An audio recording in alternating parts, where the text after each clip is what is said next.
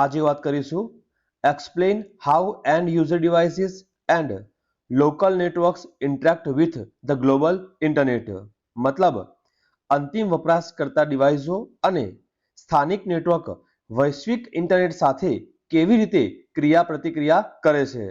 જેમાં સૌથી પહેલા નેટવર્ક પ્રોટોકોલ વિવિધ નેટવર્કવાળા ડિવાઇસમાં ડેટા ટ્રાન્સમિશનને નિયંત્રિત કરતા નિયમોનો માન્ય સમૂહ એટલે નેટવર્ક પ્રોટોકોલ.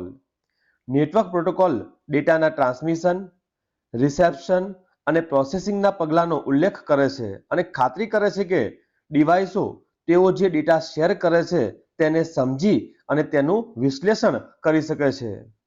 આંતરિક અને માળખાકીય તફાવતો હોવા છતાં કનેક્ટેડ ડિવાઇસોને એકબીજા સાથે ક્રિયા પ્રતિક્રિયા કરવાનું શક્ય બનાવે છે. જેમાં સૌથી પહેલા TCP/IP મતલબ ટ્રાન્સમિશન કંટ્રોલ પ્રોટોકોલ અથવા ઇન્ટરનેટ પ્રોટોકોલ. ઇન્ટરનેટ અને મોટાભાગના સમકાલીન નેટવર્ક્સ TCP/IP પ્રોટોકોલ સ્યુટના પાયા પર બનેલા છે. તેમાં ઘણા પ્રોટોકોલ અને સુવિધાઓનો સમાવેશ થાય છે, જેમ કે ભરોસાપાત્ર ડેટા ટ્રાન્સમિશન માટે TCP અને એડ્રેસિંગ અને રૂટિંગ પેકેટ માટે IP. ત્યાર પછી HTTP hyper text transfer protocol. World wide web મતલબ WWW વેબ પેજ અને તેઓ જે સંસાધનો સાથે જોડાયેલા છે તેની સાથે વાતચીત કરવા માટે HTTP પ્રોટોકોલનો ઉપયોગ કરે છે. વેબ બ્રાઉઝર્સ વેબ સર્વર પર HTTP ક્વેરી સબમિટ કરે છે, જે પછી HTML દસ્તાવેજો, ચિત્રો અને અન્ય મીડિયા સાથે પ્રતિક્રિયા આપે છે.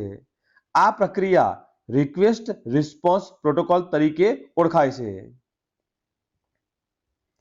HTTPS મતલબ HTTP સિક્યોર. HTTPS એ HTTP એક્સટેન્શન છે જે SSL અથવા TLS એન્ક્રિપ્શનનો ઉપયોગ કરીને સુરક્ષા ઉમેરે છે.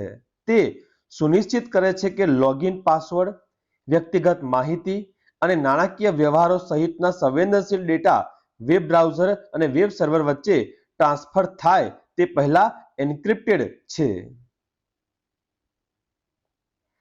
FTP file transfer protocol. FTP network સાથે જોડાયેલા કમ્પ્યુટર્સ વચ્ચે ફાઇલોને ઝડપથી ખસેડવાની પદ્ધતિ છે. વપરાશકર્તાઓ દૂરના સર્વર પર અને ત્યાંથી ફાઇલોને ટ્રાન્સફર કરવા માટે તેનો ઉપયોગ કરી શકે છે. આગળ જોઈશું SMTP સિમ્પલ મેલ ટ્રાન્સફર પ્રોટોકોલ. ઈમેલ ક્લાયન્ટ અને સર્વર વચ્ચે ઈમેલ સંદેશાઓ SMTP પ્રોટોકોલ દ્વારા મોકલવામાં આવે છે અને રિલે કરવામાં આવે છે. જ્યારે તમે કોઈ ઈમેલ મોકલો છો ત્યારે તમારું ઈમેલ ક્લાયન્ટ SMTP દ્વારા તમારા ઈમેલ પ્રદાતાને સર્વર સાથે જોડે છે, જે પછી સંદેશને તેના ઇચ્છિત પ્રાપ્તકર્તાને રૂટ કરે છે. નેક્સ્ટ લઈએ POP3 મતલબ પોસ્ટ ઓફિસ પ્રોટોકોલ વર્ઝન 3 અને IMAP internet message access protocol. જેમાં આ ઈમેલ પ્રોટોકોલનો ઉપયોગ ઈમેલ ક્લાયન્ટ દ્વારા મેલ સર્વરમાંથી સંદેશાઓ પુનઃપ્રાપ્ત કરવા માટે કરવામાં આવે છે. IMAP વિવિધ ઉપકરણો પર સંદેશાઓને સમન્વયિત કરતી વખતે સર્વર પર સંદેશાઓ જાળવી રાખે છે. POP3 થી વિપરીત, જે સામાન્ય રીતે સ્થાનિક ઉપકરણ પર સંદેશાઓ ડાઉનલોડ કરે છે. ત્યાર પછી DNS domain name system. DNS એ ડોમેન નામોને રૂપાંતરિત કરવા માટે જવાબદાર છે, જે મનુષ્ય દ્વારા વાંચી શકાય છે, જેમ કે www.example.com. IP એડ્રેસમાં જેનો ઉપયોગ કમ્પ્યુટર્સ ઇન્ટરનેટ પર એકબીજાને શોધવા માટે કરી શકે છે. સંખ્યાત્મક IP સરનામાઓની લાંબી સૂચિને યાદ રાખવાના બદલે DNS તેમના ડોમેન નામોનો ઉપયોગ કરી વેબસાઇટોને એક્સેસ કરવાનું શક્ય બનાવે છે. RIP મતલબ રાઉટિંગ ઇન્ફોર્મેશન પ્રોટોકોલ. જ્યારે કોન્ફિગરેશનની સરળતા અને સગવડતા ટોચની પ્રાથમિકતાઓ હોય ત્યારે RIP નો ઉપયોગ નાનાથી મધ્યમ કદના નેટવર્કમાં વારંવાર થાય છે. OSPF મતલબ open shortest path first. OSPF નો ઉપયોગ મોટા વધુ જટિલ નેટવર્ક્સ જેમ કે વ્યવસાયો અને ઇન્ટરનેટ સેવા પ્રદાતાઓ મતલબ ISP માં વારંવાર થાય છે. ગોફર નામનો જૂનો ફાઇલ પુનઃપ્રાપ્તિ પ્રોટોકોલ અસરકારક રીતે ફાઇલોને ગોઠવવા, પુનઃપ્રાપ્ત કરવા અને શોધવા માટે બનાવવામાં આવ્યો હતો. રિમોટ કમ્પ્યુટર પર તે વંશવેલો બંધારણમાં વર્ણનો સાથે ડાઉનલોડ કરી શકાય તેવી ફાઇલો સેટ કરે છે. ત્યાર પછી ટેલનેટ. ટેલનેટ એક પ્રોટોકોલ છે જે વપરાશકર્તાઓને રિમોટ કમ્પ્યુટર પ્રોગ્રામ સાથે જોડવા અને તેનો ઉપયોગ કરવાની મંજૂરી આપીને રિમોટ કનેક્ટિવિટી સક્ષમ કરે છે. દૂરસ્થ સત્રોને મદદ કરવા માટે તે હોસ્ટ કોમ્પ્યુટર અને દૂરના અંતિમ બિંદુ વચ્ચે એક લિંક બનાવે છે. ટેલનેટ વપરાશકર્તાઓને દૂરની સિસ્ટમ પર સોફ્ટવેર સાથે વાતચીત કરવા અને નિયંત્રિત કરવા સક્ષમ બનાવે છે.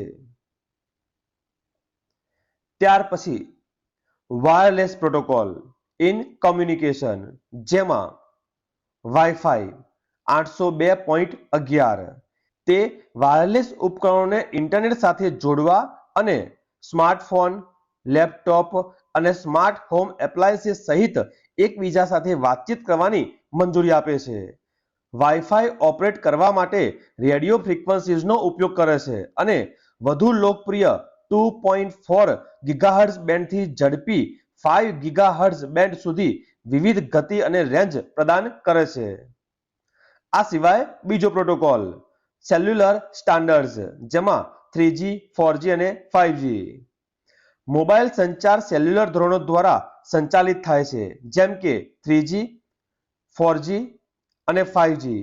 High speed data transfer, text messaging અને ફોન કોલ્સ એ બધા મોબાઈલ ઉપકરણો પર આ પ્રોટોકોલ દ્વારા શક્ય બને છે.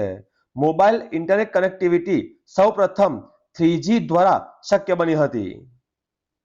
અને અંતે સ્ટાન્ડર્ડાઇઝેશન ઓર્ગેનાઇઝેશન. કમ્પ્યુટર નેટવર્ક્સ અને કમ્યુનિકેશનની દુનિયામાં ઇન્ટરઓપરેટેબિલિટીનો પાયો પ્રમાણિત પ્રોટોકોલ છે. વિવિધ કંપનીઓ અને વિકાસકર્તાઓ દ્વારા બનાવવામાં આવેલી સિસ્ટમ, પ્રોગ્રામ્સ અને ટોલ્સમાં કાર્યક્રમ અને વિશ્વસનીય ક્રિયાપ્રતિક્રિયાને સક્ષમ કરવા માટે તેઓ આવશ્યક છે.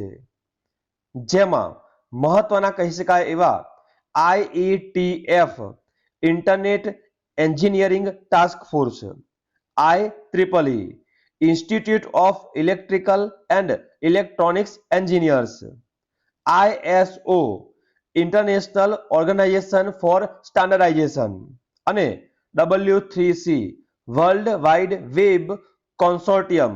આવા જ કોપા સંલગ્ન તમામ વિડીયો માટે સબસ્ક્રાઇબ કરો. જલ્દી મળીશું નવા વિડીયોમાં.